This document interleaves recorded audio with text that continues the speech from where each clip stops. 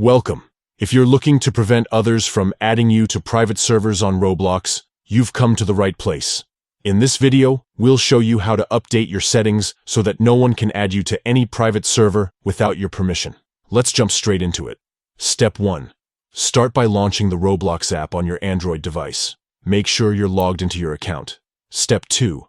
Once you're in the app, find the 3 dots or the menu icon in the bottom right corner of your screen and tap on it. This will open up the menu options. Step 3. In the menu, tap on Settings.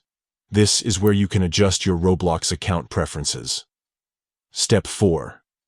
Now tap on Privacy from the list of options. This section allows you to control who can interact with you, including invites to private servers. Step 5. Scroll down to the Other Settings section.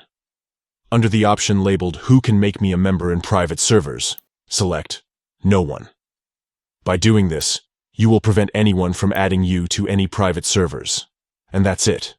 With these settings, no one will be able to add you to their private servers without your approval. You can always change this setting later if you decide to allow invites again. Thanks for watching.